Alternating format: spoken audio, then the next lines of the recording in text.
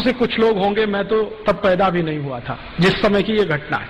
भारत के लाखों संतों ने एक बहुत बड़ा जुलूस निकाला दिल्ली में, गाय रक्षा होनी चाहिए, कानून बनना चाहिए। गांधी जी तो तब थे नहीं, विनोबा जी थे, गांधी जी के शिष्य थे। उनका आशीर्वाद लेके बहुत बड़े बड़े साधु संत इकट्ठे हुए। स्वामी करपात्री जी महाराज, जो शंकराचार्य के स्थिति वाले संत हैं, वो उन्होंने लीडरशिप लिया, गो रक्षा होनी ही चाहिए। लाखों साधु संत इकट्ठे हुए और उन्होंने कहा कि हम संसद को घेर लेंगे अगर सरकार गोरक्षा का कानून पारित नहीं करती। सौभाग्य या दुर्भाग्य जो भी कहिए, स्वामी करपात्री जी महाराज के थोड़े दिन पहले के आशीर्वाद से श्रीमती इंदिरा गांधी प्रधानमंत्री बन गई थी। तो स्वामी करपात्री जी को लगता था कि इसको तो आशीर्वाद मैंने दिया है, अब ये कैसे मना करेगी मेरे काम को। स्वामी जी को मालूम नहीं था, चेहरे कुछ होते हैं, मुखौटे कुछ होते हैं। अच्छा, विनोबा जी ने भी आशीर्वाद दिया था, आपको मालूम है, श्रीमती इंदिरा गांधी को। इंदिरा गांधी जब प्रधानमंत्री बनी थी तो उनकी पॉलिटिकल पोजीशन बहुत कमजोर थी। उनके सामने जो टक्कर में थे ना, वो बहुत पावरफुल लीडर थे। निजलिंगप्पा बहुत पावरफुल आदमी थे, पूरा दक्षिण भारत उनके समर्थन में खड़ा था और तय था कि ये प्राइम मिनिस्टर बनेंगे। निजलिंगप्पा को अड़ंगी लगाकर श्रीमती गांधी प्रधानमंत्री बनी थी।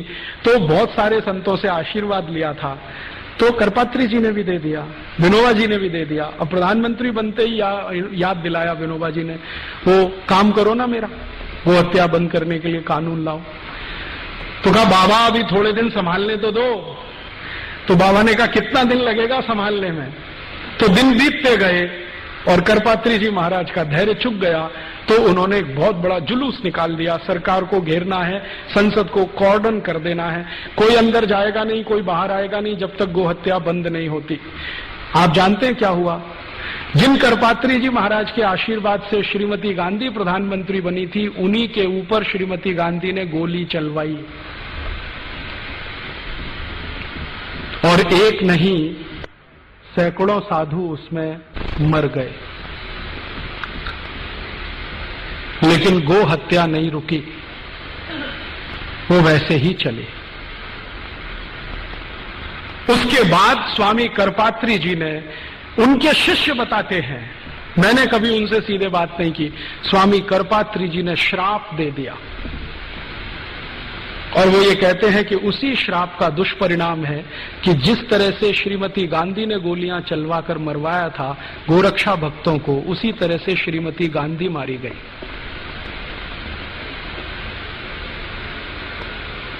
और ये अजीब संयोग है, मैंने इस पे थोड़ा काम किया तो मुझे पता चला, श्रीमती गांधी ने जिस दिन ये गोली चलवाई थी उस दिन गोपाष्टमी थी। भारत में गाय के पूजन का सबसे महत्वपूर्ण दिन है गोपाष्टमी, दीपावली के कुछ दिन बाद आता है। और श्रीमती गांधी को जिस दिन गोली मारी गई वो दिन भी गोपाष्टमी थी। तब प्रभुदत्त ब्रह्मचारी और करपात्री जी महाराज ने गोहत्या आंदोलन चलाई थी।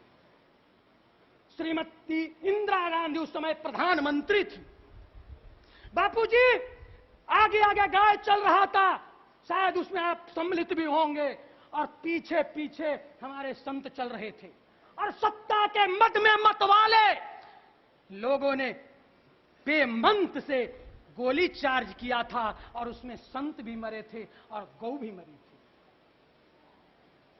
करपात्री जी महाराज का वह विज्ञप्ति, उस समय मीडिया नहीं थी, उस समय पेपर मीडिया थी, आर्यावर्त और केसरी में छपा था, कल्याण गौ अंक विशेषांक निकाल के देखो।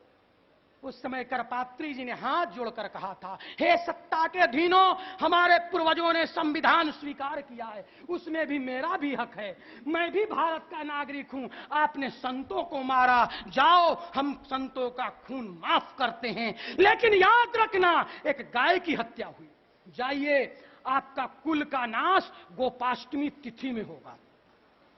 सब लोग भूल गए, मैं नहीं भूला, मैं नाम दे रहा हूं। अब संजय गांधी मरे आकाश में, तिथि था गोपाष्टमी। इंदिरा मरी आवास में, तिथि था गोपाष्टमी। राजीव मरे मद्रास में, तिथि था गोपाष्टमी। संत अवज्ञा मैं रामचरितमानस का उद्घोष कर रहा हूं।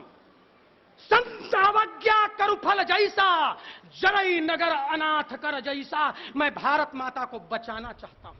यही बात जयेंद्र सरस्वती के समय में सबसे पहले बापू ने जयललिता से कहा था, जयललिता जी इतना बड़ा मत कीजिए क्योंकि विनाश आ जाएगा। नहीं लोग समझे, एक सुमानी में जयललिता जी की और केंद्र की सरकार की औकात सामने आ गई।